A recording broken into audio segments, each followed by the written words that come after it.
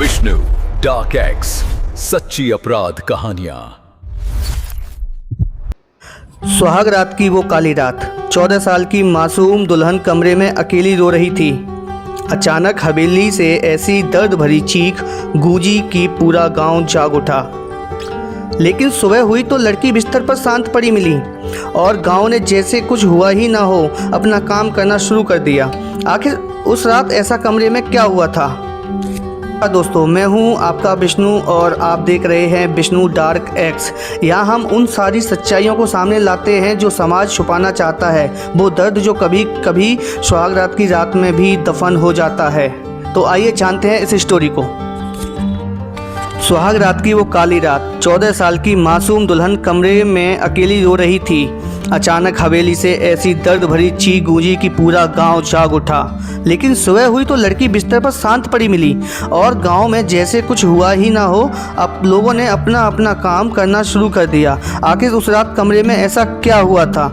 अगर सच जानना चाहते हो तो इस कहानी को आखिरी तक ज़रूर सुनना। मेरा नाम है विष्णु और आप देख रहे हैं विष्णु डार्क एक्स। तो दोस्तों, यह कहानी कई साल पहले की है। उस समय गांव में जात पात का डर इतना ज़्यादा था कि छोटी जात के लोग बड़े जात वालों के सामने खाट पर नहीं बैठते थे। अगर कोई ठाकुर सामने आ जाए तो लोग तुरंत चप्पल उतार देते थे, नज़र नीचे कर लेते थे और ज़मीन पर बैठ जाया करते थे। उनके लिए अलग कुआं, अलग बर्तन और कई जगह तो अलग अलग रास्ते तक होते थे। अगर किसी ने विरोध किया तो पूरे परिवार को गांव से निकाल दिया जाता था। इसी डर से लोग सब कुछ चुपचाप सहते रहते थे, लेकिन किसी को नहीं पता था कि इसी डर की वजह से एक दिन मासूम लड़की की ज़िंदगी हमेशा के लिए बदल जाएगी। एक दिन दोपहर के समय गांव के कच्चे रास्ते पर धूल उड़ रही थी। दो बैलगाड़ियां धीरे धीरे छोटे से झोंपड़े के सामने आकर रुकी। झोंपड़े के बाहर एक दुबली पतली औरत खड़ी थी, चेहरे पर गरीबी और आंखों में डर। तभी गाड़ी से उतरते ही एक भारी आवाज़ आई, राम राम, वो घर में कौन है? औरत हाथ जोड़कर नीचे बैठ गई। राम राम मालिक, बताओ क्या हुक्म है? सामने खड़ा आदमी था गांव का सबसे प्रभावशाली ठाकुर विजेंद्र सिंह। उम्र करीब 55 साल, सफ़ेद मूछ, बड़ा पेट और चेहरे पर रौब। उसने चारों तरफ नज़र घुमाई और बोला, ए तेरी बेटी कहाँ है? माँ का दिल एक पल के लिए रुक गया। उसने धीरे से आवाज़ लगाई, ओ बेटा बाहर आ। पहली नज़र में अंदर से एक दुबली पतली लड़की बाहर आई। हाथ में सूखी रोटी थी, बाल हल्के उलझे हुए और आंखों में मासूमियत। ठाकुर कुछ पल के लिए उसे देखता रहा, फिर हल्की मुस्कान के साथ बोला, अब तो बड़ी लग रही है, ब्याह की उम्र हो गई है इस लड़की की। माँ घबराकर बोली, मालिक अभी तो यह छोटी है। लेकिन ठाकुर की आवाज़ थोड़ी सख्त हो गई, आज से यह हमारे घर की बहू बनेगी। माँ के हाथ से लोटा लगभग छूट गया। वह कांपती आवाज़ में बोली, मालिक आप तो इसके बाप की उम्र के हैं। ठाकुर ने गंभीर स्वर में कहा, हम ठाकुर हैं और इस गांव में हमारी बात को बहुत महत्व दिया जाता है।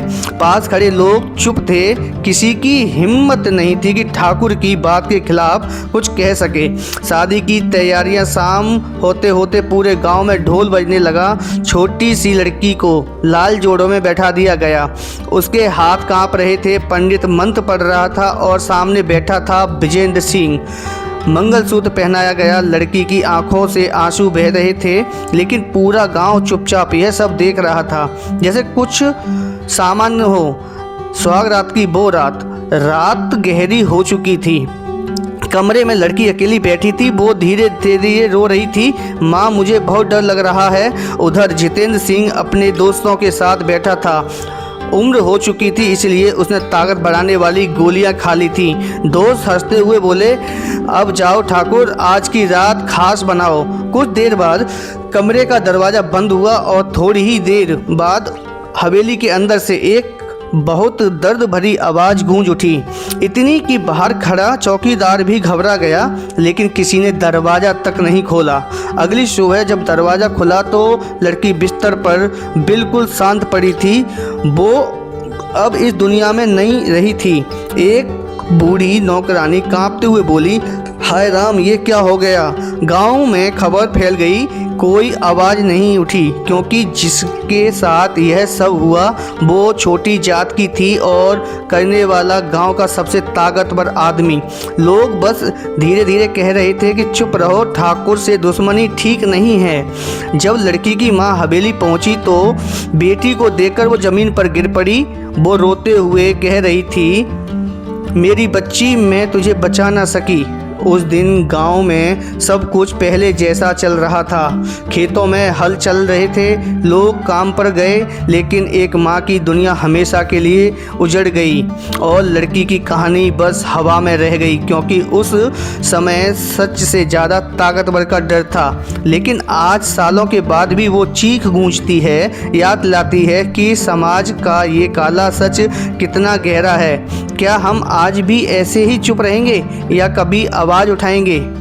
अगर आपको ऐसी सच्चाई दिखाने वाली कहानियाँ पसंद हैं तो वीडियो को लाइक ज़रूर करें और चैनल को सब्सक्राइब करें। चैनल का नाम है विष्णु डार्क एक्स।